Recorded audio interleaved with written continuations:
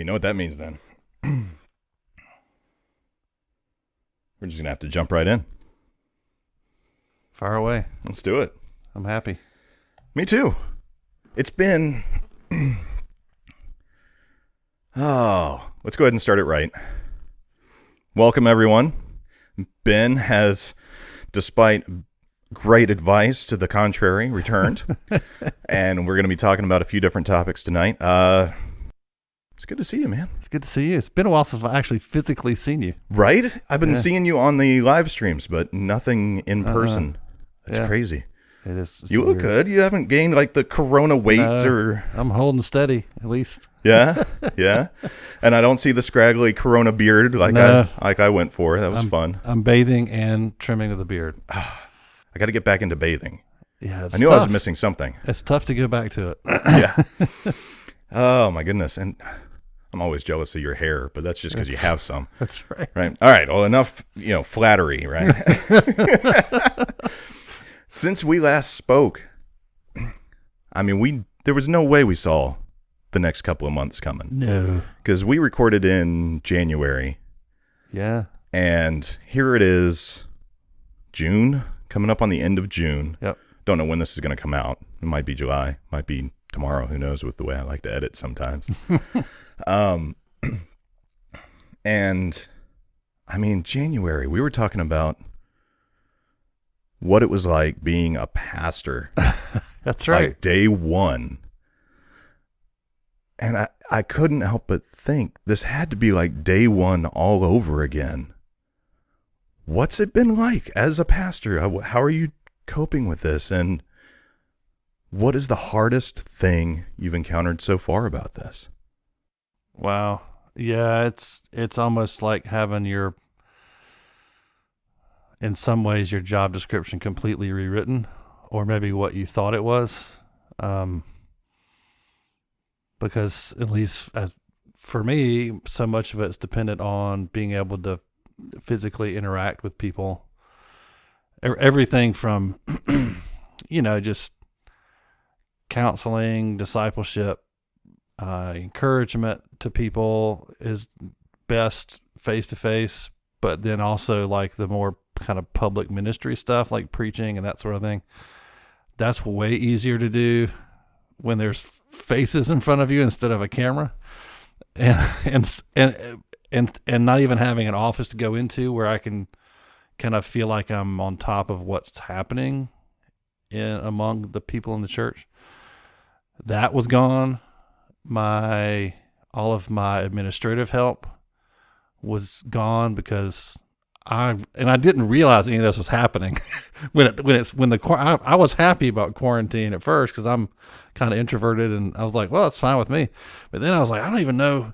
And I just realized how dependent I was just on like seeing Susan, our administrator, which would trigger my brain to ask her things or and same for her. She would see me and then all of that was gone.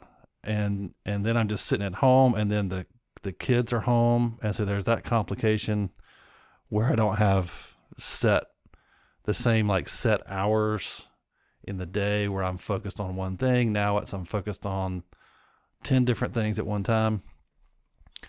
And then on top of that, just having to think about the technical things of, okay, I've got to stream.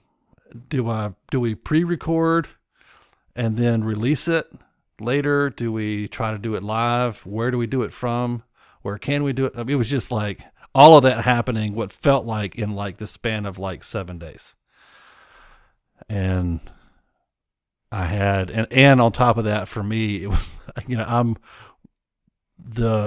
have the technical ability to do all of it. And so I started immediately just doing it and then realized how stupid that was because now I'm like the entire church is on my shoulders is what it felt like. And so all of that it was like a flood, like a flash flood of change all at once. And I still don't feel like I've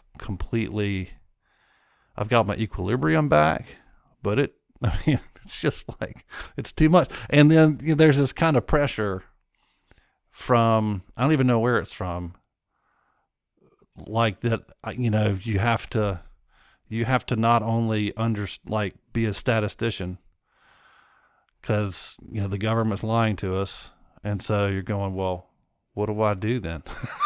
Right?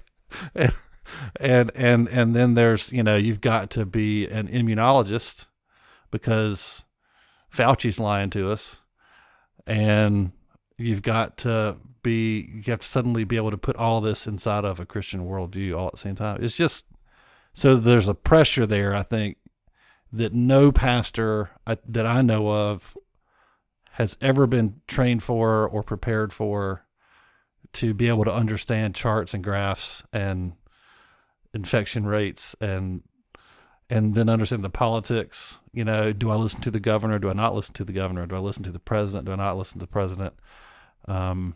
It was actually easier for me when we were forced by law to do certain things, because then I didn't have to make decisions. As soon as they said it's unconstitutional to tell a church they can't meet for any reason, then the stress went up.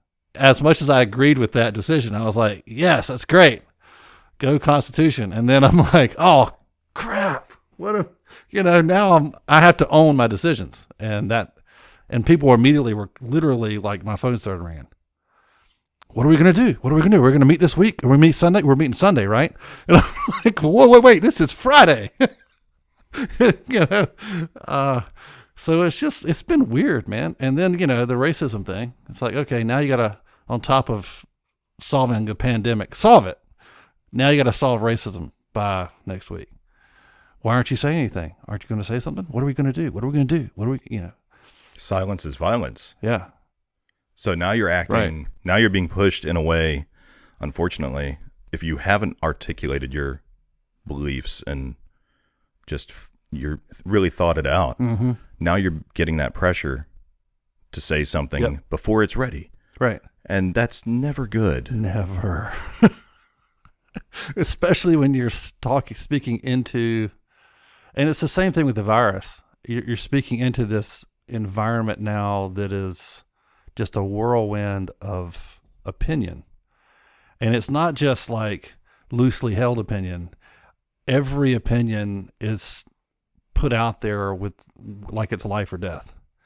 And so you feel like you have to respond to all those opinions and tell the people in your church what's true and what's not true.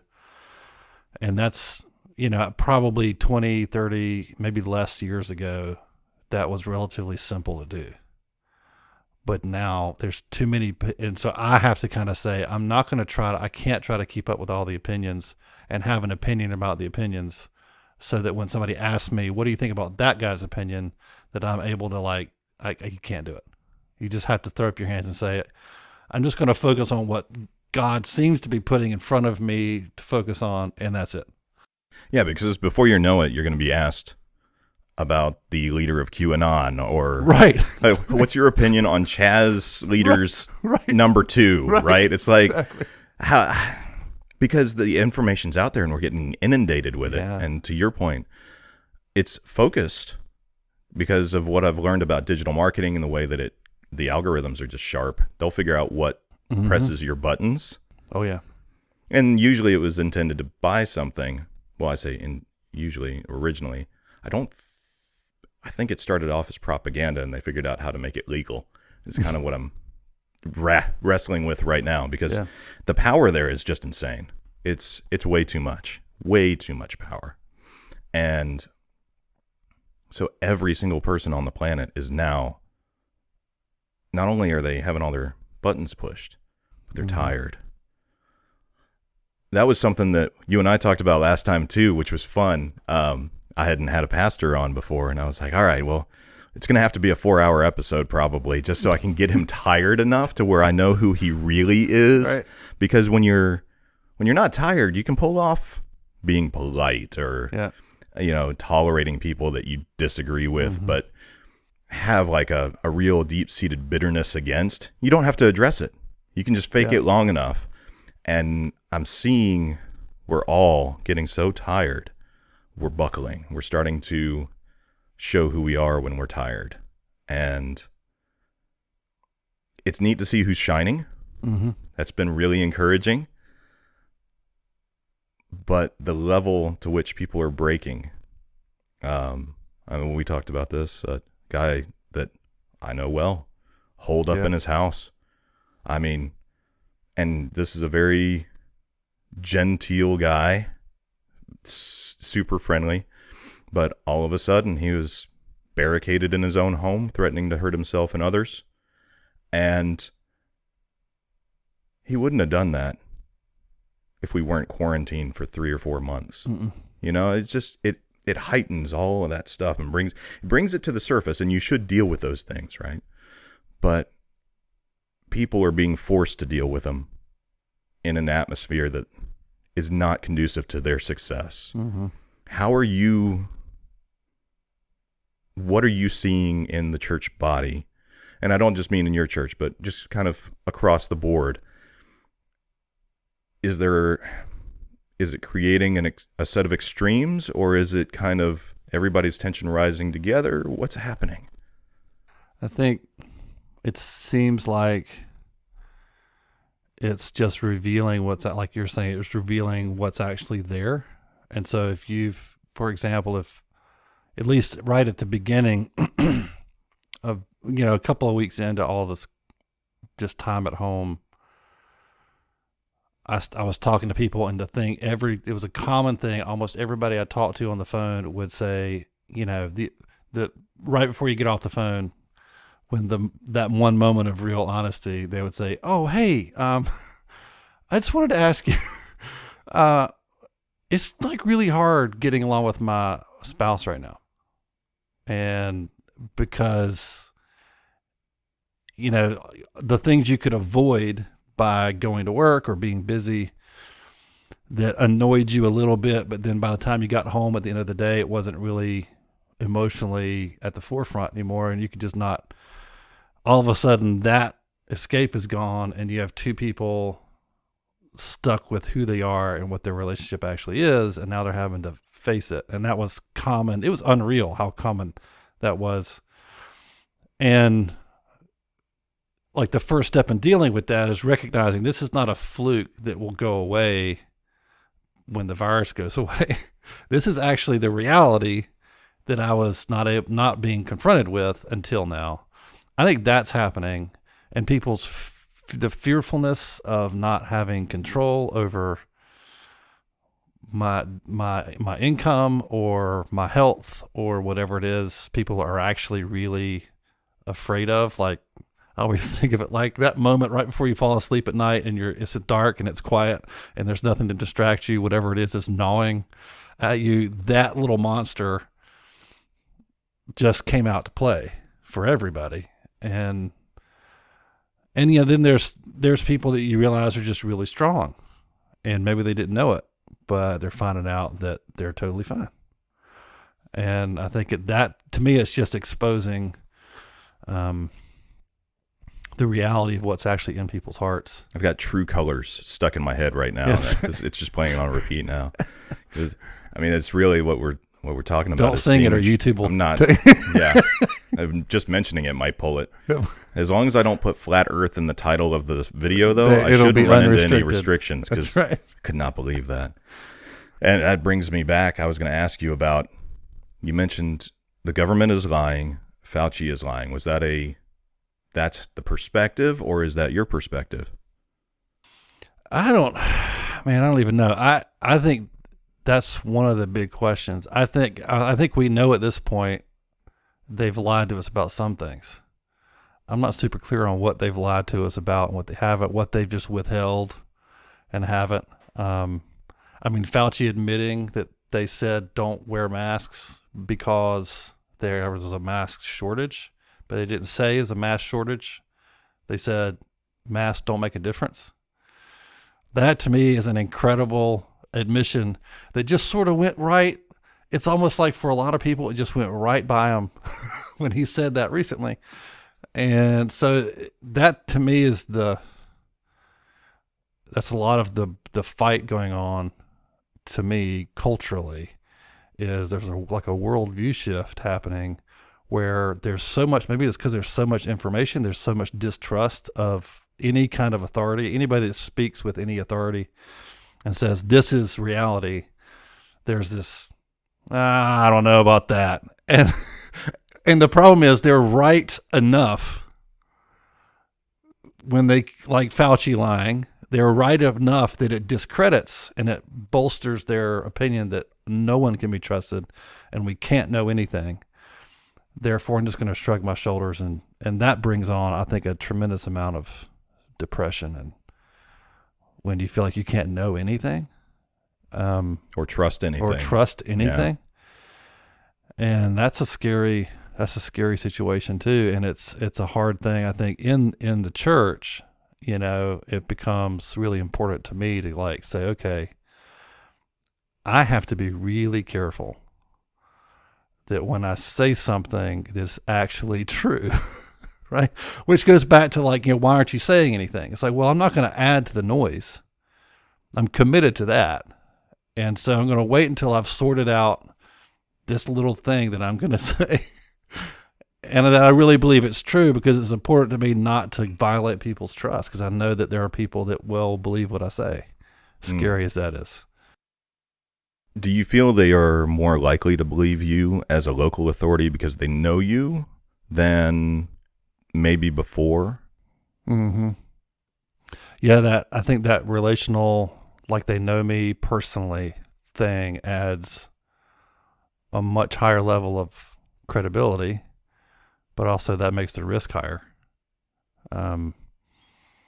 So if I'm typing an email or doing a podcast or something, you know, it's one thing to throw something out into the world and you don't know who's hearing it. It's almost creates this boldness, you know, like who cares? Well, that's what Twitter, the Twitter ranters, that's what they can hide behind. Yeah. They don't have to deal with the noise. But when it's like real people in your life, that's a different thing. And that's part of what's weird about this time is most of my communication right now has been virtual, digital. It's been a video or a phone call or a Zoom call and that there's so much. So it's I think it's easy to say careless things over that kind of medium, but we forget, like, we're going to have to be together again. And so you can't, I see a lot of this like casual, careless stuff being thrown around, you know, on social media, and going, you know, you're going to have to, like, these are people you actually have a relationship with. It's not just people you don't know. And that it starts to feel anonymous. And I'm very curious about what life is going to look like when this is over, and what church life is going to look like when this is over. Because I think there will be people that say, you know, I just don't miss it. You know, I could just do without seeing anyone. And maybe they're already kind of reclusive and going, you know, I don't really like people, but I tolerate them so that I can get my religious fix. And when that religious fix can be had online, even if it's not as good a fix. Right. It's not as big a high. Right. It's also a lower cost. Right. Like I heard, these discussions have been happening all over the place with me with other pastors, where they'll say, you know, it's the easiest church invite in the world. All you got to do is say, click here. You don't have to get in your car and get your kids in the car and get up early and get to church and then deal with all the awkwardness of not knowing people. And you don't have to deal with any of that. It's just a click. And I'm like, yeah, but that's part of it. Right. Right. There's some, like, even a social barrier to entry to some friction that you have to get over in order to be a part of it. There's value in that. And because if it's the easiest invite in the world, like, what does it mean to, like, join a church? What does it mean to leave a church? If you can come as easily with a click. It's even easier not to click, right? If that's what we're going to reduce it to. Yeah. And so I think all of this stuff that was theoretical for most churches under, 1,000 people just a few months ago, suddenly for little churches like ours, where the idea of being a multi-site or online venue was ridiculous. It wasn't even on the radar, because why would we do that? We can fit everybody in one room at the same time. We don't have to have two services. Why would we think about online? And all of a sudden, like, these theoretical things and everybody's solving them differently. And I don't know what the impact's going to be, but I think it's going to be big long term, There's something that seems to be unique to two people sharing a room together. Yeah. And having a chat. I feel like I see it between this style of podcast and just the guy staring at the camera podcast. There's a bit, because he's not connected as much. He's trying, right? Yep. It's a hard thing to do. You pull it off well, I think, but there's no way I pull it off that well. I'm going to look at that camera and be like, is that out of focus? Somewhere in the back of my mind, I'm going to be wondering, whereas I should just be carrying what is going on in the person's eyes in front of me. And I think we see with more than our eyes. I think we see with everything, our ears, the tension in the room. I mean, there are certain intangible things that cannot be, at least yet, simulated over an electronic connection. There's something that's not being fed, I think, possibly. And when we come back, I wonder what it's going to look like.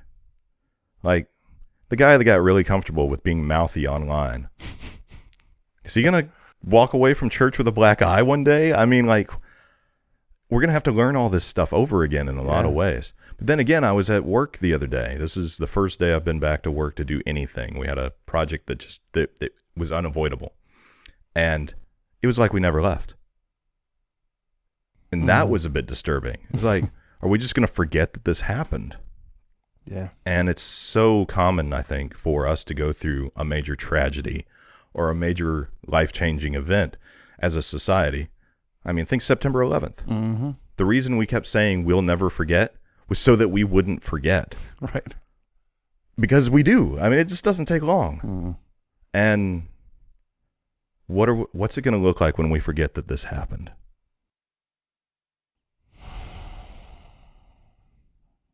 I don't know. I think some people will become more grateful for the little moments. I mean, I've been thinking about, man, if I had known this was going to happen. It's like we had, like, what made me think about is the way that quarantine landed for us was we had one Sunday where we could meet, but probably shouldn't.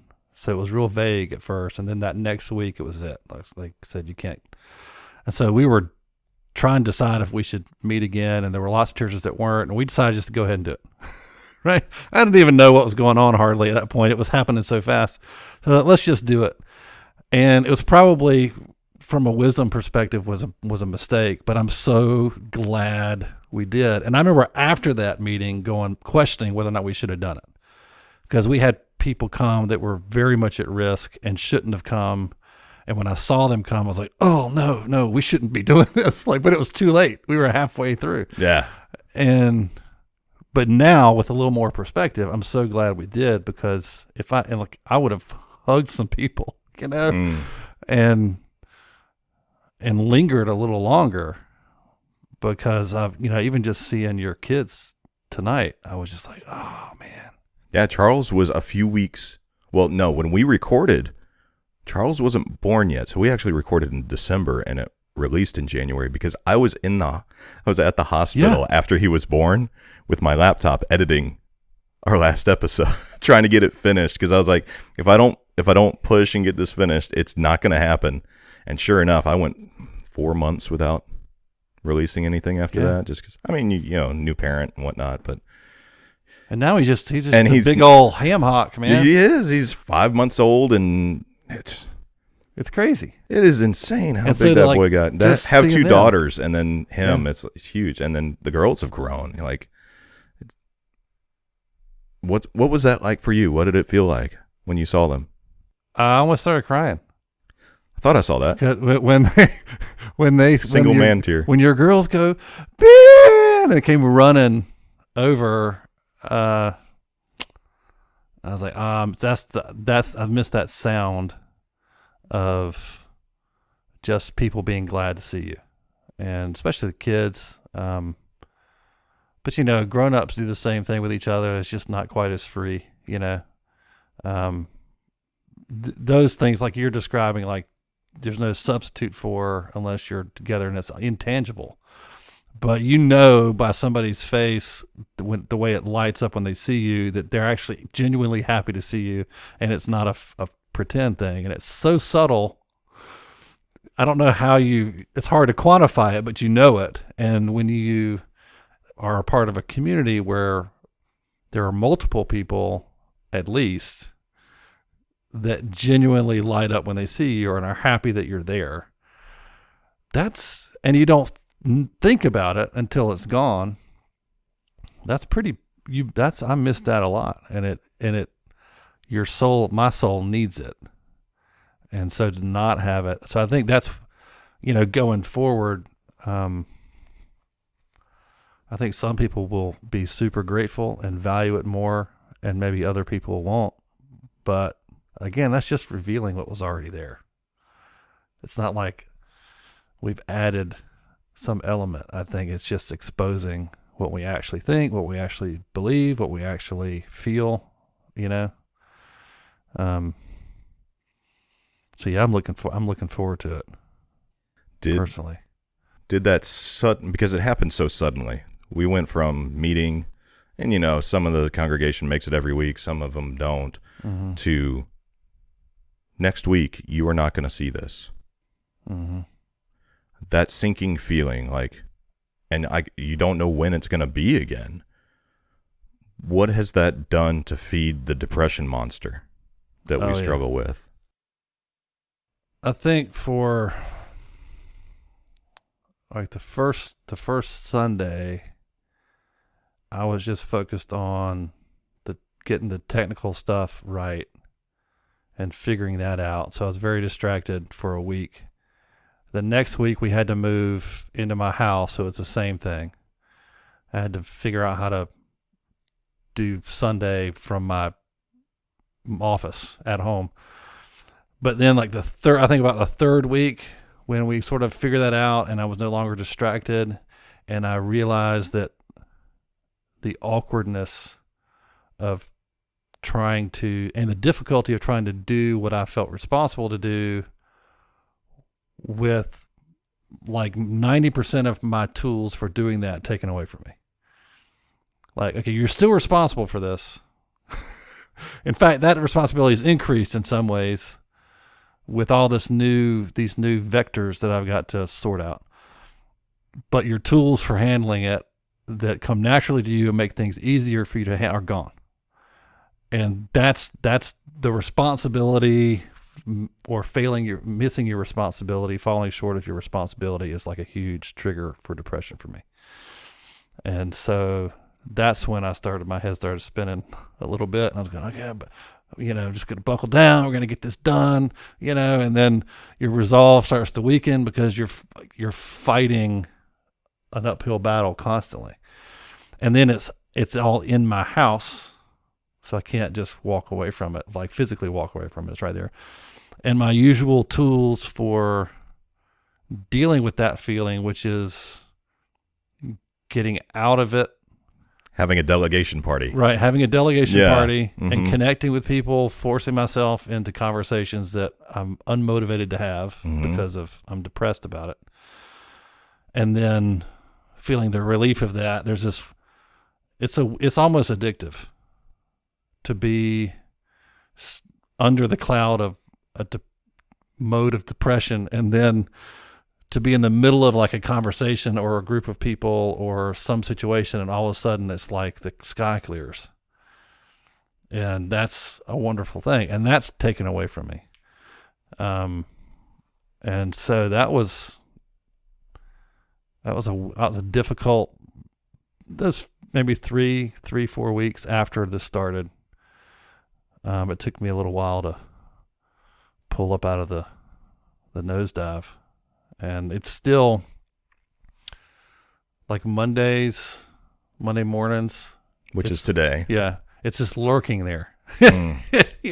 and it doesn't get me every time, but it's lurking, and I just have to, and the loss of routine is another terrible one. I think probably a lot of people are suffering from that, even people that don't normally kind of have bouts of depression, that just the loss of routine where you don't have to get up at a certain time, take a shower, get dressed, brush your teeth, do your rituals, and then go to where you normally go. All that's gone, and sleep's all over the place. Some people can lay there and watch Netflix all day. That's a recipe for anybody to get depressed, right? Or just scroll, God help you, scroll Facebook all day. That'll make you crazy. So just for me, building in some routines back into my schedule, even when it's kind of silly on the face of it to do it, is important for me. Learning to talk to my wife more about how I'm feeling instead of other people. It's important. So then she can, and kind of telling her like, hey, this is what I just need you to just talk to me for a while. You don't have to fix anything. That's trying to fix it doesn't fix it. It's the not trying to fix it and just having a conversation with me helps me. And so those things have been really important. And so it's good for me to learn other tools. But yeah, I guess last week there's our supper club, we call it, which has been going for 2 years now. Just a group of people from the church would get together once a month and have dinner at different houses. We got together and went out to a park and had dinner at the park. And it was about an hour into that. And I don't even say a whole lot, in those environments, because it's weird. I'm an introvert, but I still need that. And so we're sitting there, and it was like, sing, like that feeling that I had missed for months, of just the mutual encouragement, that mysterious thing that happens when you're with people that I think we all feel. I had missed that, and I'm jealous to have it again. That's for sure. Some of the themes you're hitting on, I'm realizing, are falling in line with general hope for humanity. Yeah. When you're looking at the world, especially the world we're seeing right now, tearing itself apart by yourself. Yeah. You've got no reason to think that there's any reason to hope anymore. There's no good left in the world. And those moments, just seeing kids hang out. Kids are the archetypes of hope for the future, right? Yeah. Even, I hear that question all the time. How could you bring any kids into the world as broken as this world is now? It's because I have hope that they can make it better. Mm-hmm. And if I stop hoping to that level, you're right. It is just going to get worse. Mm-hmm. It's just going to crumble and die. And it will be hell on earth. It'll be gnashing of teeth, the works. And I don't want to see that. So if the best thing I can do for this world is me and my wife have a kid, at least I did that. Mm-hmm. Exactly. So to go without seeing kids, you're going without seeing hope. Mm-hmm. When you go without seeing people getting along of all races and creeds and hanging out and just having a grill out or whatever, when you don't, you forget that you see it every day. Mm-hmm. It's the taxi cab driver in Sherlock Holmes, right? Mm-hmm. He's Mr. Cellophane. He's invisible, you'd never know it was there. But that's where I think that's a lesson we should take away from this too, is all of those things that we're missing. It's not that we necessarily got them and knew it before.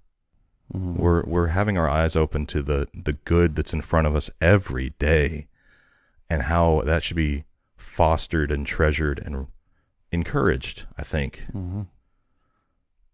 So with churches now, we've got a situation now. I haven't seen it turn bad yet, but we've got a situation now where, if I'm counting right, about 7 people are running the production for your church right now and streaming it. And it's acting as a replacement. A cheap one, mm-hmm. admittedly, right? It's right. Not what we're looking for. But the broader audience, maybe the less, I don't want to say less sophisticated, but I'm going to anyway, the less sophisticated follower of Christ, right? Mm-hmm. That just says, I checked that box. I'm good. I'm good enough today. They're going to start flocking to anybody, is a concern of mine, because anybody can make this. Anybody can run it. I mean, you're not going to have a church constitution. I could instantly say this is Chase Ellis Church. I mean, right now, and there's no difference. There's no prerequisites, no screening processes. And as far as anybody knows, I'm an ordained minister, and I am preaching the truth to you. If government is lying to us, which I would say up until the 40s, we really didn't question that too much. And I don't think we had as much reason to back then. But when we started dabbling in mind control programs and propaganda machines and learning from our enemies in those areas, something went dark. And I'm genuinely concerned that the church, as far as the high visibility church, is going to have an opportunity to fall into that same trap. We're learning how to work algorithms and get viewers and build up fan base, really, is all it is. How do you see that progressing? And what are some good ways to avoid falling into that? Yeah, I'm worried about the same thing. I mean, I kind of joke about it, but it's actually not too far from what I actually think could happen, which is, are we going to end up with like 5, just well-known online preachers that everybody can kind of, because they're so good at that one thing, and everybody just tunes into them? Or are we going to end up with 1,000 horrible preachers catering to little niches of, well, you want a guy wearing jeans with a tattoo of like a Hebrew word on his forearm and, some kind of weird toboggan or something. And he's, just wants to rap with the kids. Or do you want a formal guy in a suit? I just saw Michael Scott trying to rap. That's how the Michael Scott pastor. Yes. That guy exists out there, and he's online. And so either one is horrific because it's detached, which is not what it's supposed to be. So I think somehow we have to keep all of it rooted in real relationships. And as long as that's true, it's like I'm comfortable right now doing a live stream of our church service and putting a reasonable amount of effort into it, because most of the people, like the reason we're doing it is for people that are a part of us, like physically a part of our community, but they can't be there. So that I'm totally comfortable with, because there's a connection beyond just ones and zeros. But we also have some people who during this time have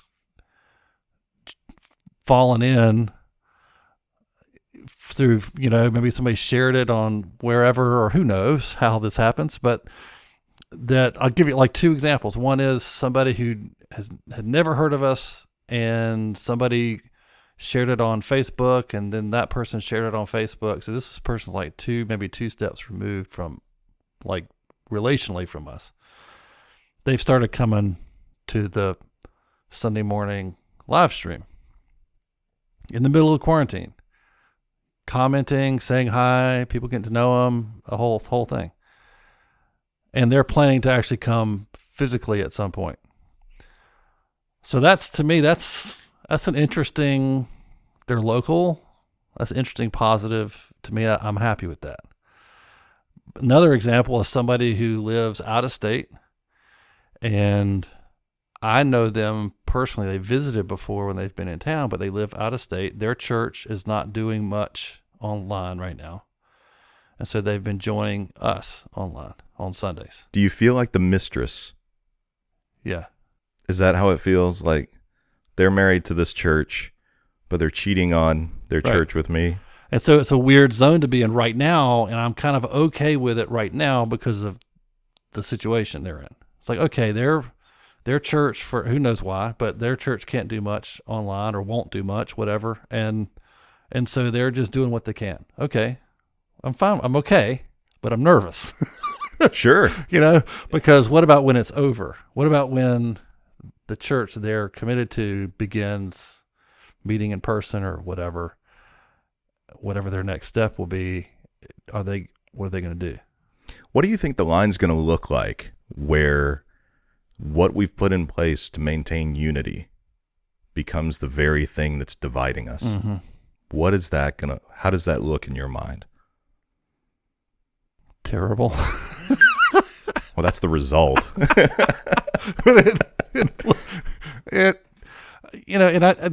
It's been brewing for a long time. I think at some point, like for us, it will look like trying to somehow walling off things a little bit for our community. And by that, I mean people who, it's weird you have to even say this, but by the word community, I mean physical, in-person community, interpersonal relationship. I think you have to wall it off somehow. I don't mean like you can't, like, because I'll still be happy, for example, if somebody's out sick and they can't come to church. I'm happy for them to tune in. I think that's cool to be able to sit in their bed, sick with the flu, and watch the service and see people and hear the sermon and all that. I think that's cool. Yeah, my heart's been for the shut-ins for a long time, right. The nursing homes, those who are chronically ill and just unable to make it. I thought streaming and moving in this direction was going to be very useful for them and be genuinely, at least not detrimental to them, right?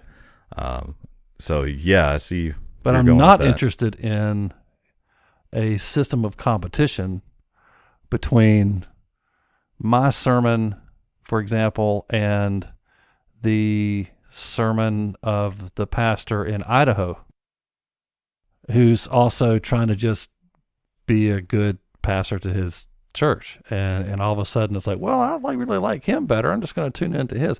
That becomes this crazy, competitive, weird, disembodied zombie church, where everybody's just, the idea of local is gone. But it's not anything new because, if you're in a church that does multiple sites with one pastor where you're sitting in a remote site looking at a screen, and just because he's a real person, is it really different? I forgot those were happening. Oh yeah, they're happening. It's popular, man. Yeah. And so for them, it's just a little step away I think each step you take, the worse it gets. This is why we're trying to do it live. It's because that's one step closer, as opposed to pre-recording it and just releasing it. Even though I know a lot of people don't show up live, they watch it later. That's fine with me. It's still want to do it live because it's at least one step closer to the real thing. But when you start pre-recording and you've got a site over here and a site over there, and none of them are live, it's just a preacher standing in an empty room, pretending like it's not empty, a worship band in an empty room, pretending like it's not empty with the smoke and everything, and they're going at it, pretending like there's 1,000 people there when there's nobody but the guy with the camera. And then you're just beaming that out on every Sunday. That to me that's where the division starts, because now you're inviting this competitive attitude of comparison between your religious performance and somebody else's religious performance, and there's no difference in like geography. You could be on opposite sides of the country, but when you're looking at a computer screen, there's no difference. Something you hit on earlier. Sorry, I didn't mean to cut you off. Something you hit on earlier made me start to wonder, is the difference between being the consumer of some kind of fabricated churchy product, is it the workload? Because that was something I was thinking about. Now you could run your church with a small digital media staff. Mm-hmm. Really, you could do it yourself if you wanted to. Now that the kinks are ironed out, you've got a good template and you could just bang it out. Mm-hmm. That means nobody has to do any work, and that could be appealing in a lot of ways. It's like, I get church, I get the good stuff, but I don't have to work. Do you think there's an element of the labor, the shared labor? Well, I think it's a huge element. Part of church. It's the benefit of a franchise.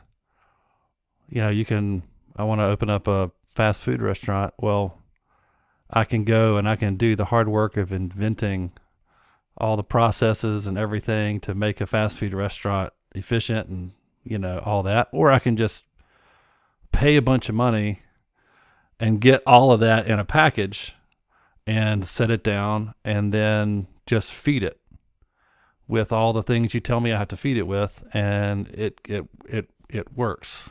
It seems to be, I think there's a really good reason that franchisees are referred to as franchisees and not, they're still owners, but you don't hear that as the title. Mm-hmm. An owner-operator. When I hear that sounds kind of like what you're talking about. Yeah. Would you say that all members of a church are owner-operators of that church? Mm-hmm. Yeah, and so if you franchise it, you don't have to deal with all the work of, like in a church, you don't have to deal with the work of going, okay, what's our calling specifically? Who are we? Who is God called to make up this church, and what are their gifts? And wrestling sometimes for years over what you are, because what you are is determined by who's in it, and not by some arbitrary document that you stick on your wall in your hallway. It's not my live, laugh, love. No, paint on the hallway. It's people, right? And all of that's hard work. And so then you put that into, well, what do we do on Sunday? What do we do here? What do we do there? Well, all that's driven by who you are, and all that work is simplified especially if you're doing it online, because you don't have to deal with. You don't even have to vacuum. No. And what ultimately is your responsibility? That's what I was saying. Like, what does it mean to join an online church? What's ultimately your responsibility as a pastor to the people that you've never even seen before? Like, literally never been in the same room with them. Yeah, what's it going to be like when you get a random email from somebody saying, "Hey, I want you to preside over my father's funeral," and he's been attending your church online for the last 2 years, right? But you've never met him. You've never met his dad. You've never interacted with him directly in a personal, in-person state. It's kind of like the marriage. I'm sure you get calls for, "Hey, will you marry us?" It's like, well, who are you? Right. Which sounds so painfully familiar to when we call on Jesus and say, "Lord, Lord," and he says, depart from me. I never knew you. Mm-hmm. There's a call to the, I think, the relationship we're talking about here in the body, in that phrase. Yeah, I quit doing those weddings a couple of years ago, and it was the most wonderful decision because, and what I would say to people now, what I say now when they call like that, which is regular, is why? Why do you want me to do it? And it's always the same thing. Well, like, why do you want a religious wedding? You're not in a church anywhere. If you were, you wouldn't be calling me. Or if you are, they don't think you should get married. That's a whole nother problem, right? But usually we're not in a church, but my mom or my grandmother or somebody like that, or we have this kind of superstitious view of church and Christianity where we just want to get a good start on our wedding. We want to start right or start off on the right foot. Or so now I'm the rabbit's foot for your marriage. You don't care about what the marriage ceremony means. You don't care about like the Christian marriage ceremony. You don't care about what a pastor is, what God says about marriage, what makes a good marriage. You don't care about any of that. You want me there for the photos. And so grandma's happy and to say a prayer and then shut up and get out of the way. And I did one of those where that was, and I remember standing there doing the wedding, and I thought to myself, in the middle of doing the vows, I was not paying attention. I was just like, I will never do this again. I'm here for the photos, and no one even knows me. I didn't know anybody there except the couple. You were a prop. I was a prop. I was a stage prop. And I was like, never will I do this again. And that's when I went home. I said, guys, new policy. It was a learning experience. And I'll say to people, like, I want to be your pastor, not your wedding officiant. Now, if you want me to be your pastor, I'm signing up for that. But I'm not interested in just making $50 from you so I can, what are you doing? Yeah. So I can hear about another divorce. But that attitude, it seems like in the South is so common about, it's this superstition. Mm-hmm. Yeah. It's Christian superstition. It's, we want you there when somebody dies and when somebody gets married to say some words and kind of provide some kind of super equivalent of a rabbit's foot or fairy dust, and then please go away. And then you end up being like, even you're a leverage piece. Mm-hmm. Oh, I'm the one that called the pastor to bring him in. I get Right. extra kudos for having been the good one to check that box. Right. It's like, and we reinforce miserable. it with all our movies. Every war movie's got a guy dying and the priest running up to do last rites, hopefully before he breathes his last breath. And we reinforce this kind of mentality about, and now you're starting to see, like with marriages on television, I've noticed, rarely now do you see an actual minister there. It's usually some authority figure in the cast that is, and we just watched a show where there was a wedding, and it was the authority figure on the show, the dad figure. He got his ordination online so he could do the wedding vows, perform the ceremony. And then I'm going, now you've cheapened ordination. You don't even know what that is. And then there are no vows. It's just an expression of my love for you. Both the couple, one person writes their own vows. It's not a vow. Like there's no promise of future love there at all. It's just, I just really feel you just light up my life. You're so important to me. You just make me laugh, and you're just the best. You're just telling them how you feel, which is great. You should do that. But there's no vow. what are you going to do when those feelings are gone? Right. And to me, it's all wrapped up in the same kind of perspective that we're reinforcing with this online stuff. And I think the counter argument to that is, going back to the online thing as well, if there's this whole like noise of all these kind of unqualified, disembodied churches out there that you're describing in our bleak future, maybe what we should be doing is sending a good voice into that noise. Well, that's the good politician argument, Right. right? Government's corrupt, so let's send more Christians in Right. to be politicians. And you think the tide can be turned? I don't Do you think that's how it works? think that's how it works. I think that the way it's been talked about in church circles for many years now is like the funnel. Is that you have a big open door, front door. That's the top of the funnel. That low barrier to entry, no friction whatsoever. Great and they use customer service models to make that happen. And then the funnel, then the back door is very small, and you slowly disciple them. That's the funnel, into more and more godliness and more understanding of what Jesus meant when he said, take up your cross and follow me. So you don't put the take up your cross thing at the front end. You put that way at the back end, which weirdly enough is also what cults do and secret societies. And but it's not at all what Jesus flipped it.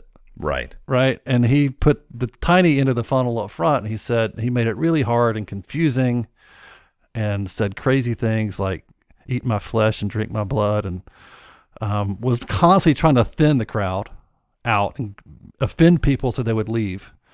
And he didn't like crowds. He was always moving away from crowds. And then you climb your way in. You get over all your offense at him because you're like, who else has the words of life but you? And you just keep following him. That guy gets through, and then the back end is this glorious ease of eternity, right, where the funnel's going the other way. And I just think that's how it works. Do you think there's a pragmatism to that model where you step people into a deeper understanding of Christianity? Mm-hmm. Or do you think that's prolonging the inevitable? And I wonder if that was why Christ could see each heart. So right. Anybody that was there and it was fake, he already knew. So maybe that was a talent and a gift that only he gets to put into practice. I don't know. I would love to see statistics. I'm sure they exist somewhere on, in that model, the funnel model, because there's lots and all these, I shouldn't say all the big churches, but that certainly in the 90s, that was the way mega churches were structured, most of them. I'd like to see the numbers on how many people when the funnel shrinks down and they realize, oh, this is going to cost me. It's going to cost me relationally because I got to hang in with people that I'm mad at, or it's going to cost me money, or it's going to cost me time, or it's going to cost me my life to keep following this Jesus. If those people bail, or if they actually finally get over that. I suspect they bail and they shift to another church somewhere where it's easy. Or they just are guilted into staying. Right. Which seems to be a Southern guilt thing I've noticed too. It's like, I've done this my whole life. I can't go away from it even if I disagree with it. It's like, no, disagree with it now. Walk away and sort it out for yourself. Man, please, you're just making it hard on everybody. Yeah. Well, that's coming back to that man behind the curtain that we talked about last time too. Yeah. That whole idea of a facade that you just don't get to see the genuine inner workings of what I struggle with or what the pastor struggles with. Mm-hmm. And it's going to be tough. And I think that's what we're starting to see with this. It's just a new version of the curtain. Yeah. With the media. You're going to have guys that can just do their podcast every Sunday if they want and claim to have a church. And you have no idea what that guy's doing through the week. No clue. And I'm also wondering too about there's a vulnerability inherent in this. If you've got people that can just freely join online, there's going to be disruptors, I think. Eventually. We haven't gotten to it yet. I don't think we're bored enough yet. Mm-hmm. But there are going to be those guys that want to watch everything burn. They just get a kick out of it. And they're going to start trying to drop in hate comments. And what do you do when the profanity is so much on your live stream for your church from some random bot even? Right. What do you do then? I mean, what's that going to? Yeah, I've thought about that. I mean, it's funny. Like I started blogging back. I'm always late on these trends. You know, I'm not so late that they're dead. I just always like 3/4 of the way late. So I started blogging right as the blogging kind of revolution was starting to taper off. But I remember back then it was before Facebook was a big thing. And so most of the social online interaction was happening in forums and in the comment section of blog posts. And so I'd have lots of comments, crazy comments. And I kind of, for myself, I developed kind of a way of approaching it. Like I'm never going to delete a comment, but I will respond to it if I have to. But I usually wait if you got a good community going, they'll deal with it for you. It's the same way on Facebook. Sometimes you just leave it and let the dogs fight each other. Sometimes you jump in and you kind of develop a sense of that. I don't know what you're talking about. I haven't done that recently at all. And I think it's a skill you learn. I don't think it comes out because it's a weird world, that online. But then on like YouTube, the YouTube comments section, I mean, it's dark, man. It goes dark fast. It's a dark and seedy place, the comment section on YouTube. And so I don't know, man. I mean, I think I'm a little bit probably still an idealist and a little naive. I mean, like on our live stream, we have like basically all the elders in our church are moderators. So, I mean, I've got that much in place. But if things get really hairy, where like I'm anticipating a time in the not too distant future where activists just call churches and ask them pointed questions. So you can get on a list and so they can protest you or try to cancel you or whatever. Will you perform a marriage between this gender and that gender? And they'll go through a list and you're either going to answer or not answer. But I see the same thing can happen online where they just find who are the churches that are streaming right now. Let's go and intentionally just try to destroy it. Yeah. When are you going to start getting reported? When are you going to start getting marked as spreading false information from somebody who believes something different? Yep. So like my concern ultimately is that we won't be able to use a platform we don't own. I think we'll get there eventually where like a place like YouTube or Facebook or those platforms will be just about, if you are a Christian church, unless you are just not ever saying anything, like really worth saying, you're going to be deplatformed and you'll have to build your own, you have to roll your own, streaming service but even that, like even in Canada, it's the government. And so if you put it over the airwaves, even if you own both the end point and the starting point of that broadcast, if it goes over the air and you say certain things, you can get fined egregious amounts of money. Shut down effectively. I mean, just economically. They didn't have to come in with pitchforks and torches. They just hit you with a fine that you can't pay. But I think like the church has always found a way, man. Oh, sure. It might be handing out thumb drives. You know? I wrote a short story on that once, where the last Bible was on a drive and it was being shuffled around trying to get to the mainframe to where it would permeate society once more as a virus. Yeah. So you couldn't get the Bible off of your device. Like it was just rooted there, and it wouldn't pop up or anything like that and harass you with it, but it was there if you needed it, was the idea. And it's definitely, we're seeing it doesn't even have to be as contentious as religion or politics right now. Yeah. Be a doctor that says, I disagree with where we're going with COVID-19. Yeah. I mean, they just got shut down. Mm-hmm. I mean, straight up just ignored. I mean, and suppressed. Mm-hmm. And then here's the big one right now. And you kicked this off with a really good video not too long ago that really just, is that the most successful video you've ever shared? Oh, yeah. Where you started sharing your heart about what's Mm-hmm. going on with race relations Yeah. and group identities. Tell us a little bit about that. Yeah, it's I mean, what inspired you? Why'd you do it? And then what was it briefly on? well, that first one that I did that kind of went crazy. I mean, crazy by my standards, but was just because I saw the George Floyd video, and I had kind of two reactions. One, I was like really bothered, and then realized why I was bothered was not because first I thought, well, it's a guy dying, like I'm watching somebody die.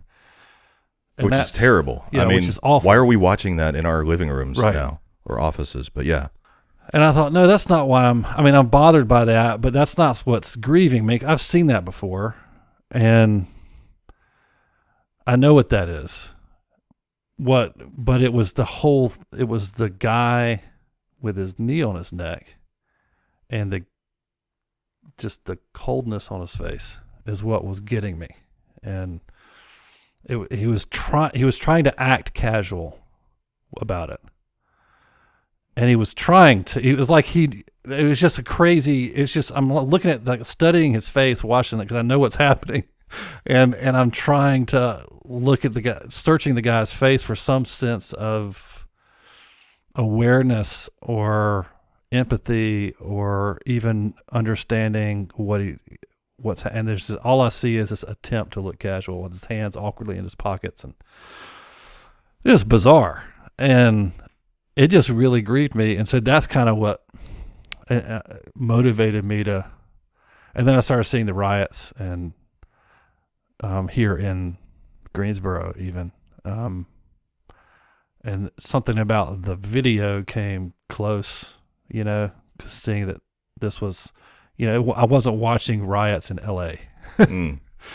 It was close. And that's when I just felt like I needed to say something. And then what do you say? And I had been, and still do, poring over. It's another case of like, do I have to be a statistician? And I got this because I'm looking at stats, police brutality stats, and I'm poring over all these websites and realizing how terrible and incomplete the data is.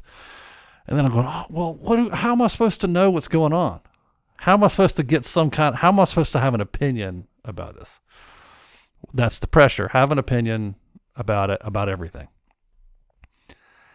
And I went, I can't even trust the charts I'm looking at because the data itself is 100% voluntary, whether or not our police department even reports the statistics to the federal government.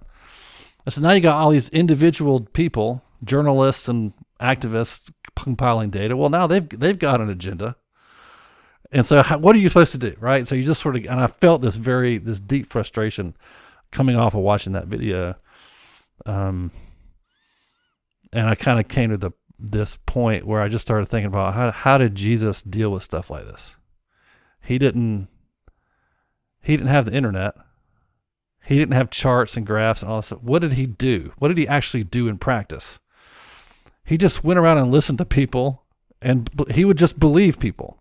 And it just became very simple for me. And it's not simple, but in that moment, it became very clear to me, at least what the next step forward is for a Christ follower, is to say, okay, if I'm talking to you and you tell me you've had this happen and this is your story, I'm not going to say, I'm going to say, all right, I believe you. That's awful. And I'm going to try to help you as best I can, even if that's just listening to you and empathizing with you. And so that's kind of basically what I said in the video. It was longer than that, and that's kind of been about what's leading me through the other stuff I'm trying to do, is just being friends with people and letting that be the thing that I point myself in the direction of. That's my compass, instead of trying to think about the whole country and what the trends are and what the data is, and talking about it like it's this removed thing from me. I think maybe that's part of the impact of that George Floyd thing, is that, at least for me, it felt close to me instead of removed. It wasn't a data point. There's something about that I think for everybody felt a little personal and closer to home. And so that's kind of how I'm, like, locally, that's what I'm doing. I said, okay, tell me your story, man. And it's another dude that lives down the street from me. And that's a different thing, I think, than debating online about all this stuff that is so removed from real people, it seems like. There's something about that I genuinely, just hearing you describe it, appreciate more than seeing you change your Facebook profile picture. Exactly. It seems that it has a workload to it. Mm-hmm. Kind of what we were talking about with just being a part of any community. We were talking about it as a church, but if you're a member, that was something that people didn't get there for a while either, is you can be a church visitor or a church attendee, but there's this title that we have floating around there called member. And what that usually means is you have adopted some level of responsibility in making this happen. It's not that you're paying for tickets every Sunday. You're not. That's not what the offering plate is. It's a willingness to bear up under the community load. Right. And I mean, I can see the case being made for visual solidarity with changing Facebook profile pictures, things like that. I'm not trying to knock that. It just seems easy. It's so easy. And the best things are not easy. All you have to do is click. And then do you feel good about yourself after that? Do you feel like you're helping? Maybe you are. Maybe, yeah. I don't know that you're not. That's a discussion that I'm leaving alone overall. and it's like, as a white pastor of a predominantly white church in a predominantly white southern town, how do you feel your voice is heard? And I hate group identities. I'm only using this for an example to talk about, because I don't consider you a white pastor or this to be a white town. That's a whole other discussion. It just comes through my teeth when I say it like that. But I feel like I have to ask, because that is an image that's being put on people, whether they want it or not. I'm still figuring that out. I think people that know me probably hear me differently, and this is kind of the point. People that know me, I think, hear me differently than someone who doesn't know me and just sees the categories, right? And I think maybe that's part of the problem both ways, and the thing I'm reacting against in saying it's really just about who you know and who you give your life to relationally, and not so much about the activism, unless the activism is connected to people. And so I think it's the same thing. Like somebody who just, if you're an African-American person who's, really angry at all the injustice against you, and maybe you've had some awful experiences, you see me coming, or you see me talking, middle-aged white guy in the South with a uncoverable Southern accent, and there's a list of assumptions that are probably going to happen in that. But if you get to know me, you'll find out that that's probably, most of those are not true. Do you feel guilty for those assumptions? The assumptions about me? No. I can't help it. All I can do is make a leap to try to connect with the person and say, this is who I am. Do you think there's a point in saying anything meaningful to somebody you don't know? I like to think there is, because I'm doing it all the time. Well, I mean, aside from, I think there's an obvious value, right? In that if I say something and it resonates with you, maybe you want to get to know me and know what I actually meant by it. It's funny how many people will come up and say, yeah, man, I love what you said. And it's like, you have no idea what I meant. Right. You've got that all wrong. But come hang out with me. Mm-hmm. Learn what I meant. I think so. A lot of times that's the best thing about marriage. When you're welded together, you're gonna learn what the other person means. Yep. Or you're gonna kill each other. And it's a weird thing right now. It seems like that most people, no matter what category, social category you fit in, no one lets you decide what you mean. Yeah. I know what you meant. I get to decide what you meant. Not I get to decide how I feel about what you meant, what you said. I get to decide what you meant by what you said. And if you say, no, that's not what I meant. What I meant to say was XYZ. Let me say it a different way to kind of get what I meant across. It's like, no. I know what you meant. It's like, how do you know what you meant? You're not in my head. That's how language works, right? It's the meaning of what I'm saying that's important, and then conversation is dead. Do you think you can be racist without intent to be racist? Is that something I'm grappling with right now? One of the things we have to prove in court of law for a crime to have been committed is usually you have to prove intent, especially with murder one. Mm-hmm. Racism feels like murder in my mind. Right. Like that's the same heart. I think you can. I think you have to. I think no one's defining racism very well. That's part of the problem. So I think you can make assumptions about anybody based on anything, and not be aware of it until you get to know that person and realize you had some assumptions that you made. I mean, I've done this. I mean, many of my favorite people right now in my life, I totally didn't your example. I didn't understand you at all. It's like, who is a Chase guy? What?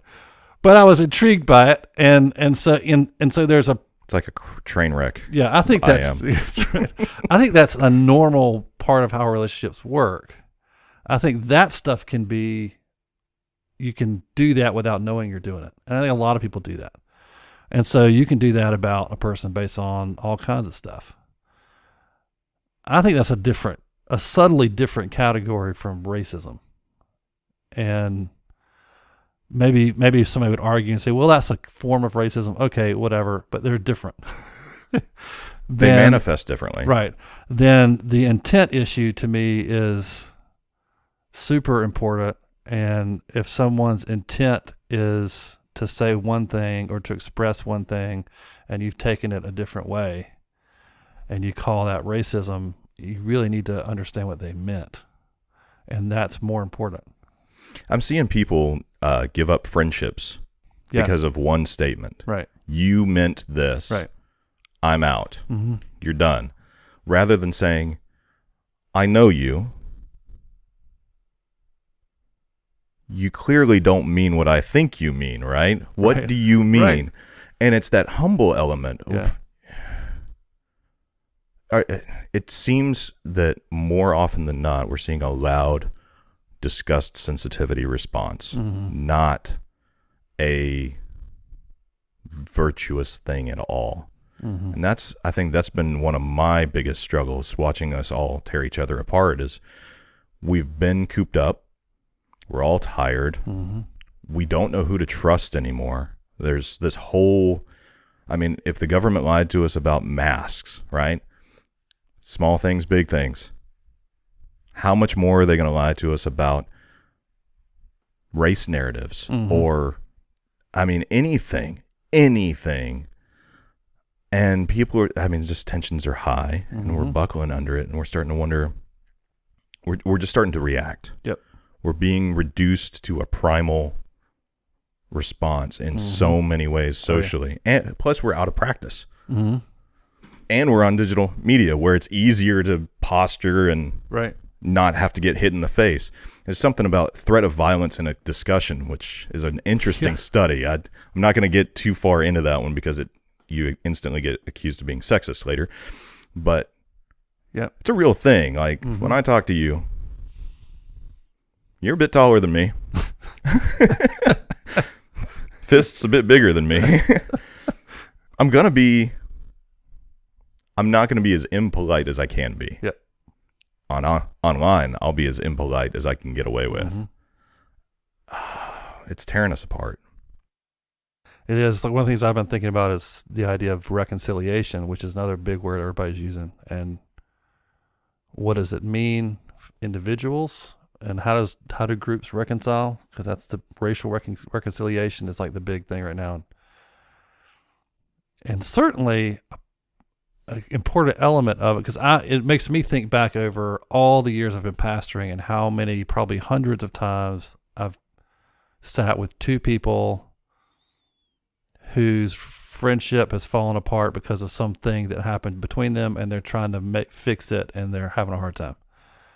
And mediating reconciliation between individuals, like for years and years and years. And there's always the intent of going back to the intent thing, the intent of the other person becomes super important.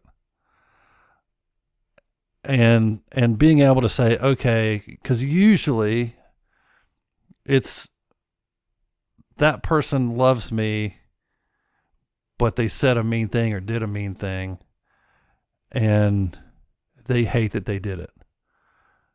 And either they didn't mean it and they did it kind of just being clumsy, or they did mean it, but it becomes very important about what they actually meant. And sometimes it's just a misinterpretation, and sometimes you actually are interpreting it correctly, but that person needs to repent of that and say, I'm sorry for that. But just disregarding intent completely I don't see any way for two people or two groups of people to reconcile without dealing with intent. Like, what did you mean by that? What's in your heart towards me? And it always turns when that gets clear. And somebody says, well, I did this or I said this, but I also really love you and care about you, and this what, and all of a sudden the offense begins to melt away. Or you love somebody else, right? It could be, I'd said this to you because I felt you attacked so-and-so, right? It doesn't have to be directly related, which is, I think, an element of what we're dealing with. Yeah, so there's a bunch of other things with reconciliation, but that's got to be a big one. And I don't see that happening almost anywhere except in situations where people know each other and they're willing to. Online, it's just, you kidding me?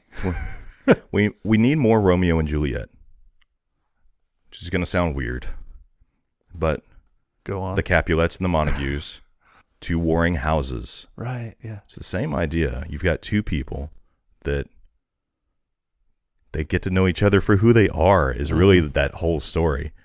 And it's been retold so many times. West Side Story is a great example of this too, where it's more, that's a fly. I don't see a fly. What are you talking about? I'm not trying to say that racism is the same as gang violence or that racial tensions are the same, but one of the things you mentioned before was racism and not seeing somebody as an individual.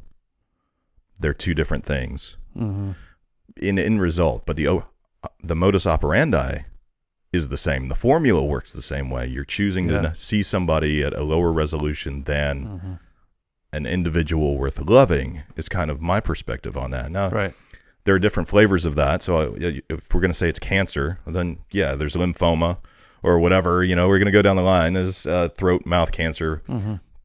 And some do behave differently, right? When you get to that next level, but the root seems to be an unwillingness to see yourself in the other person. Yeah. And give them the chance that you would hope somebody would give you. And that's what you see in Romeo and Juliet. And West Side that's true. Story, and of course it's sexually inspired, so Right. they had a good motivation to get them past it. But in Romeo and Juliet, you had the priest as a mediator a bit, trying to speak out. Who do you think is going to be the mediator? Who can be a mediator? Well, first question, Hatfields and McCoys, they finally buried the hatchet how long ago? It was like 1990s. Yeah. So we're talking about groups of people who were choosing to not get along over old, multi-generational hardships, and there's not even the race element that's involved. Like they intermarried back and forth a few times. They're their own family. Have you talked about seeing individuals reconcile, but have you ever had to reconcile two groups of people? And what was the dynamic shift there? And then just, we can wrap it up with, can groups reconcile, or does it have to start with an individual? I don't know. How does Something that work? I'm still puzzling on, but I think my current theory is that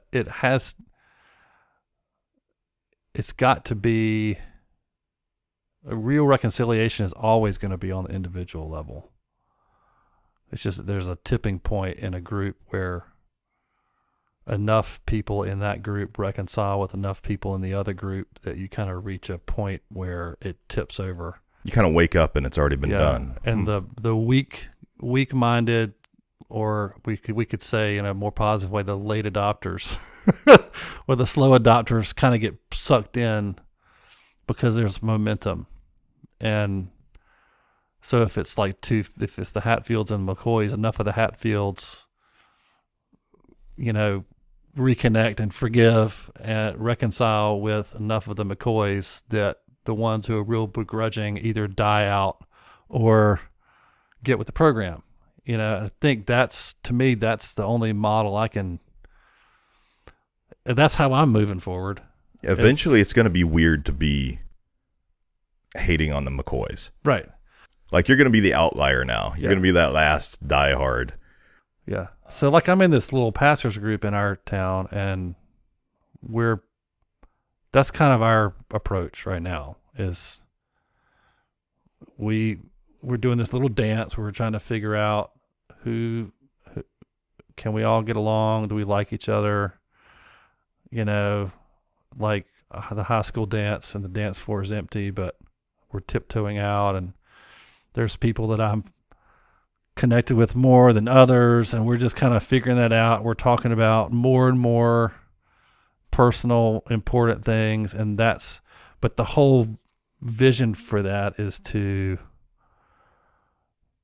kind of start the momentum, and then as leaders in different spheres around the city kind of say, hey, and bring other people into that kind of just friendship, and use that as a model for, instead of trying to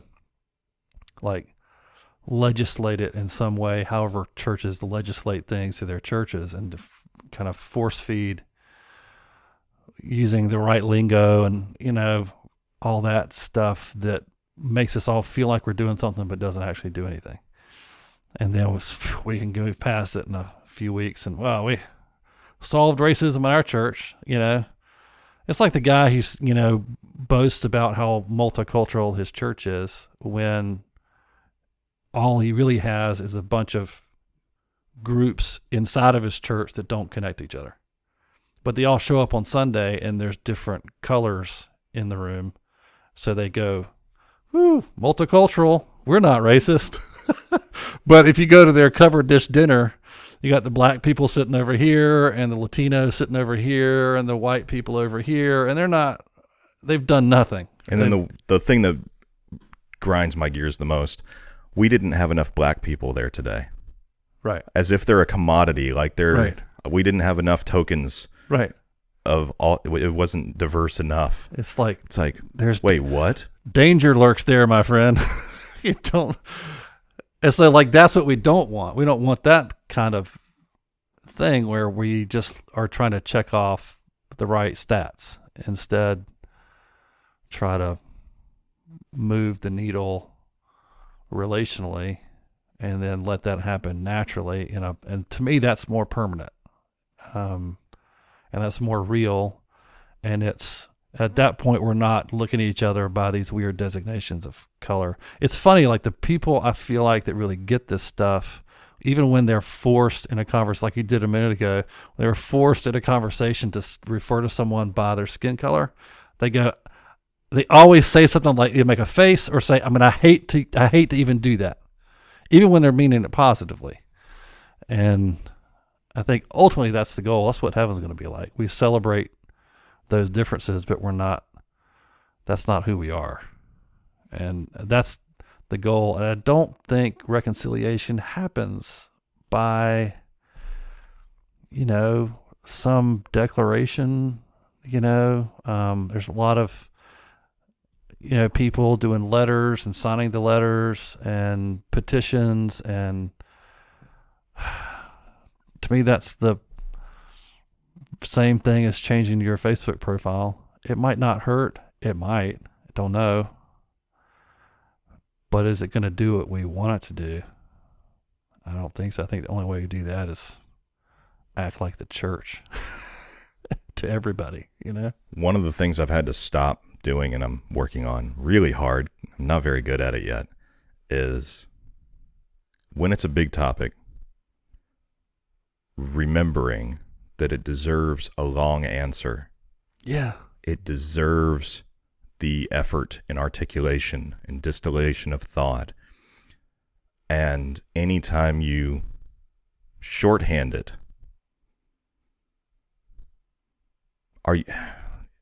you might be doing more damage than good. Mm-hmm. Now, I get it. There are some points where you say, I've exhausted those efforts. I have to get it out as it is.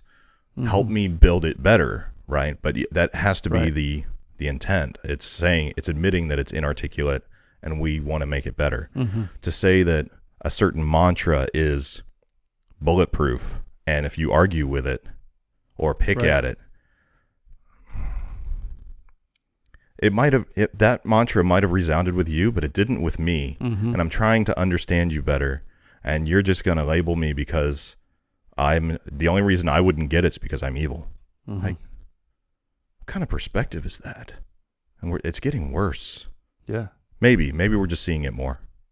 Yeah. It's like we're media. just talking to each other in 140 characters or less, and there's no way to really articulate these hard things. I mean, there are volumes and volumes on these things. Novels and novels. It's amazing. But I don't, back in, when MLK was doing his thing, like he kind of emerged as one guy who sort of represented at least the majority of that movement. And now there's no head of the snake, which is one of the, unique things about what we're seeing right now is there's not like one leader who's organizing marches and speaking for the whole group. It's distributed. There's a lot of self-professed speakers for communities, and that seems to be problematic. Yeah. Because nobody's electing them. Yeah. Right? No. Nobody's saying, hey, I really want you to be that person for us. They're saying, I see a disenfranchised community with no voice. I have a voice. Right. Let me be your voice. I'll be your voice. They're not even saying, let me be your voice. It's like, I'm already being your voice. Right. That's not working. And no matter how many people say, no, you don't speak for me, it doesn't. To me, that's a very strange, I don't know. It's so fragmented. The culture is so fragmented. For me, I spent maybe 3 days trying to think through that. And now I'm just like, nah, it's a non-starter. You just, to me, reduce it down to who am I actually responsible for? The parable of the Good Samaritan for me is huge. The guy in front of you. Just the dude in front of you or the people, maybe it's 10 people or one person, but who's in front of you? Deal with that. What do you think of, so I've seen this a lot. I saw it. I can't let it go. Samaritans' lives matter. Have you seen this? No, I haven't seen that. Yeah, that's the argument is Jesus wasn't racist for saying Samaritans' lives matter. Of course, he didn't actually say that. No. But that's interesting.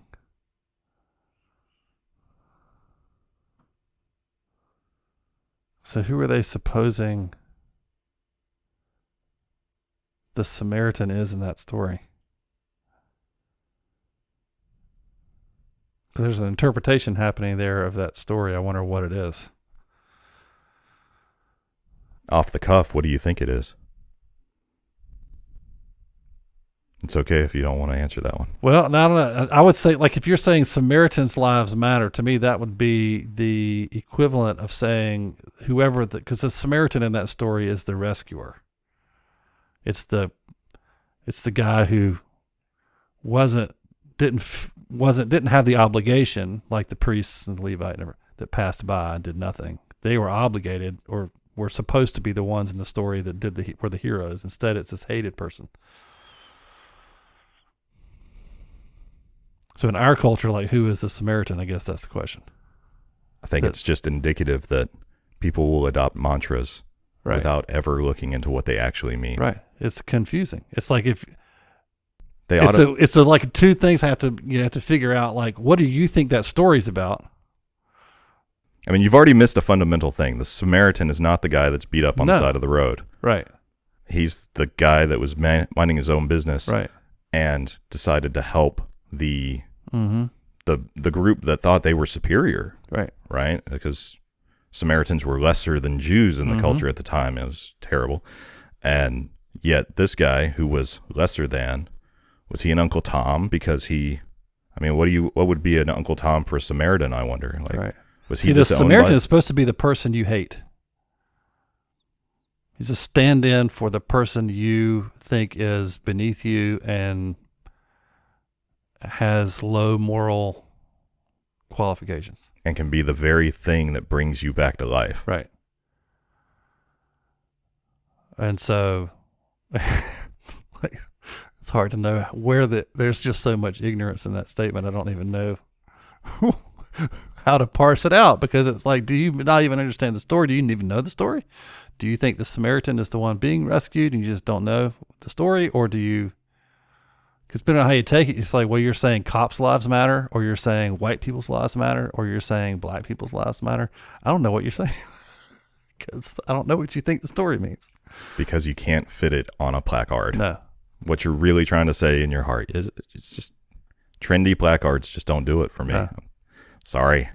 Yeah, it kills me how many things I just pass by now on Facebook, and it's like I don't even know what you're trying to say, or maybe I do know what you're trying to say, but it's so ham-fisted that if I stop and, to use a now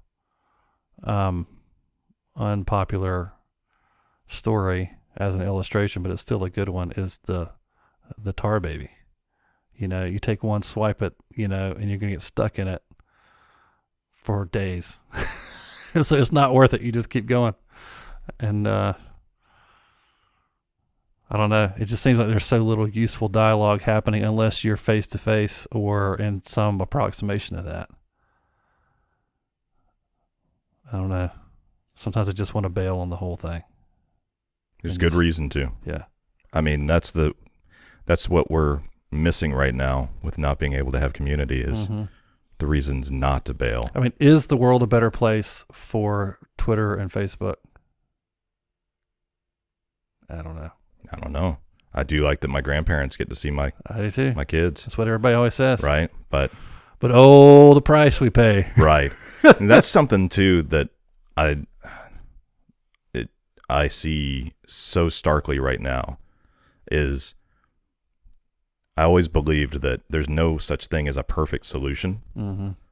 And so to hear people present solutions, which is rare, but when they do, it's like it's an end all be all, can do no wrong solution. And that's where I pause. It's like, you've told me all the things it's going to do for me. This is like listening to Congress people talk about a bill. This is gonna fund teachers and all this other stuff. It's like, okay, so what are the bad things it does? There are no bad things. It's like, stop lying. Let's talk about what the real thing is, because then we can actually have a discussion about it. Yeah. And we're seeing that we're adopting it as a an individual way of approaching the world. Very absolutist, very and that's concerning. somehow a way to solve incredibly complex problems. Just a monkey with a wrench beating on a helicopter. Exactly. I mean, just, I mean, at least just, I don't mind people being the monkey with the wrench beating on the helicopter, but at least admit that's what you are. Right. Right. One of the things I wanted to ask too, and we can maybe close with this one. The biggest thing that I see, because I've worked in security to some extent in the past, I've been in places where it is very easy to become racist. You've got really, let me qualify this. There's no good reason to become a racist, but there can be understandable ones. If a particular race beats up on you because you're a particular race for long enough, you might just hate that race. Yeah. We're putting cops in a position to have to do the most virtuous thing every day, as far as I can tell. They're going to see couples beating each other up, go to help them, and then they get attacked, right? This is their day-to-day. I have personally experienced times where I went to try to calm an aggressor down, and they played dramatically to a camera as if I was wounding them, right? It's because of my complexion, my shade of humanity, as I like to call it now. I was targeted in that moment. And if it was a one-time thing, right, I probably wouldn't even bring it up. I'd just say this is a crazy story. Right.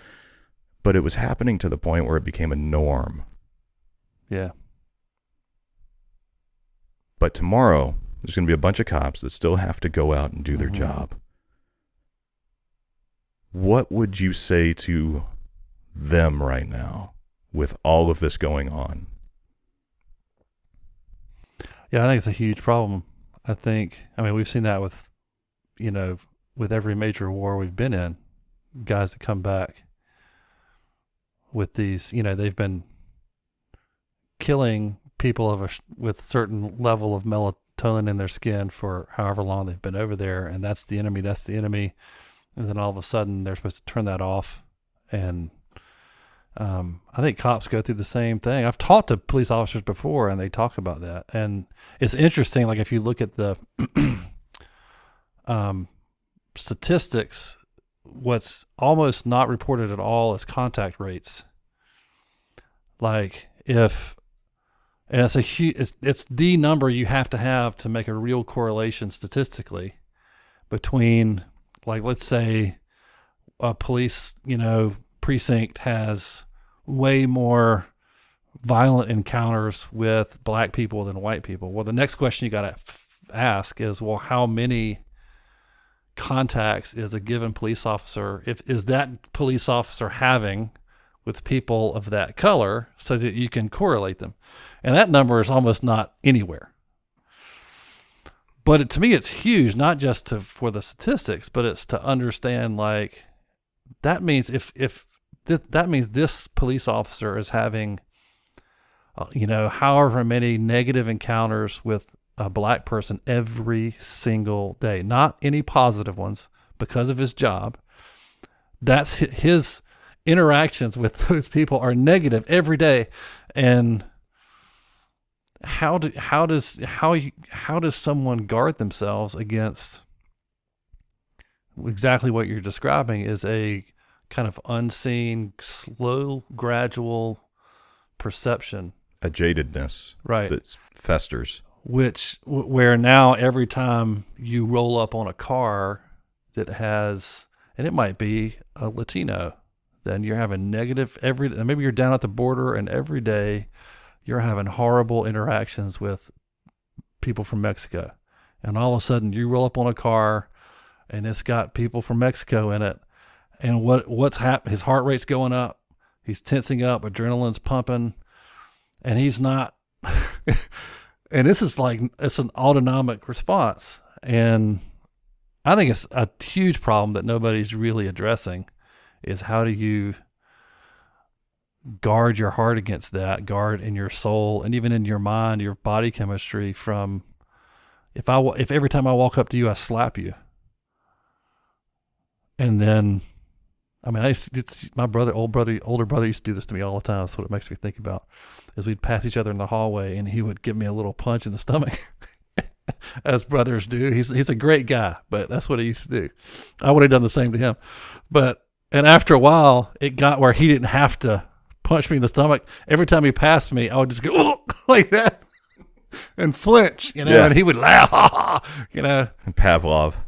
And I wonder how much of that has to do with some of the stuff we're seeing is these kind of conditioned responses. And instead of demonizing some of those guys, recognizing that that's a problem and finding ways, maybe you move people around where you're not working the same area all the time. I don't know what the answer to that is, but I know I've talked to police officers that have been in our church before, and that this is why they quit. Is they worked for a while and they realized this is what they were doing, is that they were not, like when they encountered people of what, if they were in working an area of town that was predominantly African American, all of their interactions, because they're not going to, cops don't get called to have parties. They get called when bad things are happening. And he said he realized that that's what was going on in his head and he just couldn't do it anymore. I've seen it go past race and into humanity itself. Mm-hmm. Eventually, Yep. it just broadens. You just hate everybody who's not you. Eventually, Yep. It's a very bleak perspective, but it's also, again, it's what they see every day when you don't see the light. Mm-hmm.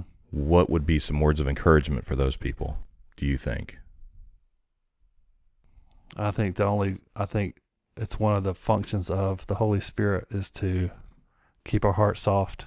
To me, it's a kind of hardening of the heart when that's happening. And to keep your heart soft means to remain vulnerable on some level to getting hurt. And for most people, that's kind of an emotional thing, right? Of, well, I'm going to continue to love people, even though I'm going to continue to love men, even though my husband hurt me. And that's risky because I could get hurt again. But for somebody like in the military or a police officer, that could be a physical thing. And it's even harder, I think.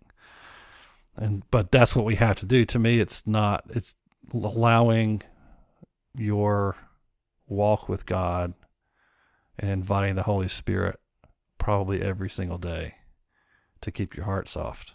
And I think that's the only way. And that, because he can let you see past the immediate visual perceptions of people and see who people really are. You're calling people to willingly be hurt. Yep. You're calling people to have hope when many of them have gotten to the point, whether it's the cop engaging in certain activities or the oppressed minority being oppressed repeatedly by the same groups. You're actually asking them right now, if I'm hearing you right, be willing to go get hurt tomorrow. Yep. And hope for the good. Right. And if that, either that or you quit. Goodness, those are horrible choices. But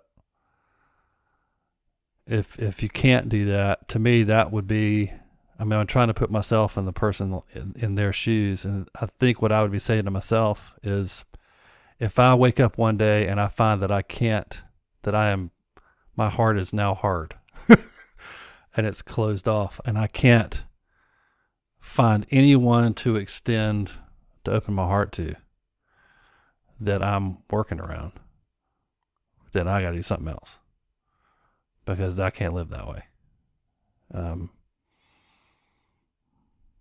Because to me, that's a very dangerous place to be. You're either going to fall on one side into utter despair and hopelessness, right? As you're saying, like, extrapolate your experience so wide that all of humanity is broken and unredeemable, and you check out,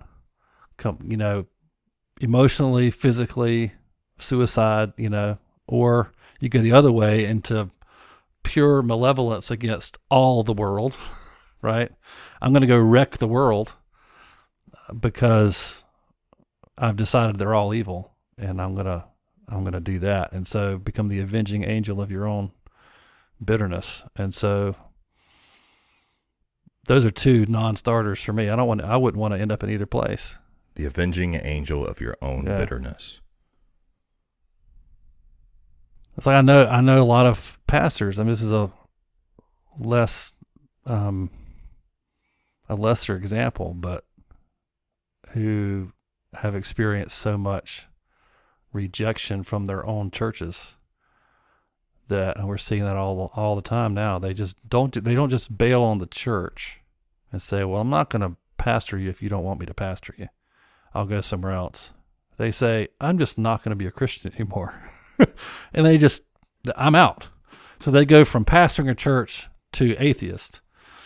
And you go, well, how does that happen? It's the same process to me, is just the slow hardening of your heart against people, which widens and widens and widens until it's all encompassing. And it's a dark thing. And I think it's frustrating to me that not many people are talking about it. It's the oversimplification of, because as soon as you start talking about understanding, like you said, there's no good reason for it, but you can understand it.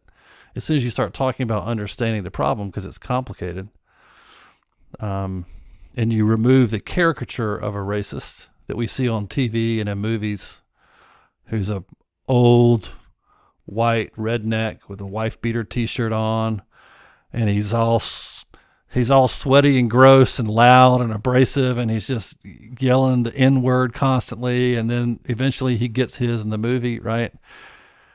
Those people exist, but that's not the real face of racism. And to oversimplify it, I think is horrible. And so my heart goes out to people that are in that situation and whose hearts are breaking, and who wants to be a police officer right now? I wouldn't sign up for that. They're talking about taking Chase off of Paw Patrol. Yeah, I know. It's like, number one thing you want to do when the world thinks all cops are bad, right, or when cops might feel like their good deeds are going unseen, right, obviously, let's take off the examples of cops doing it right. Right, exactly. Remove the positive examples of police officers from children being able to see. It's madness. And that's an example to me of good intentions making it worse. Somebody's meaning to do well, and they're being empathetic, and what can I do? What do I have power over that I can make a change? And they're running that show, and they go, let's get rid of this character. It's like, no, it makes it worse. Yeah. We need heroes. Mm-hmm. I think we've destroyed a lot of the old good stories that help teach us to be heroes in our lives. And the scale that you described a minute ago, with it being a pastor, but it also being the same mechanism as a cop. Not only do we need more people being willing to be heroic and being aware that to be heroic, you have to be willing to be hurt. Even when it's likely. Yep. Because for me, that's marriage when it starts going sour, right? Yeah. Every day, I'm going to choose to believe that this will work out for the best, even though I've got no reason not to. Right. And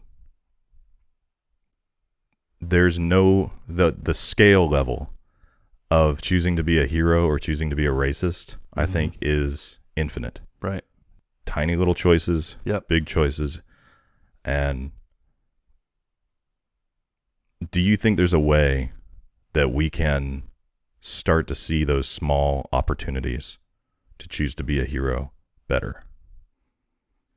Yeah, I think it's got to start maybe with recognizing where your temptations are to be hard-hearted.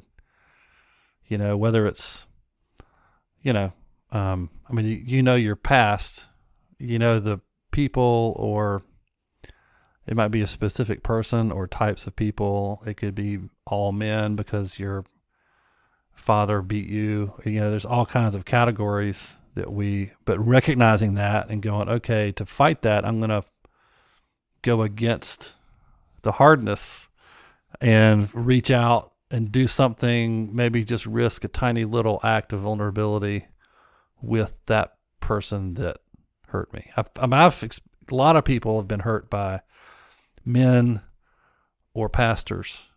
And when those people in my time pastoring a church have been willing to tell me that story, just telling the story to me and realizing, oh yeah, you see me, that's how you see me standing in for that person, that pastor that, sexually abused you in the church building. And now you've come back to church and 50 years later, and now you're telling me about it. It's not just you telling me about it. It's that you're just opening your heart just a little bit to a representative of that person. And now my response has got to be right. At least not reinforcing the old.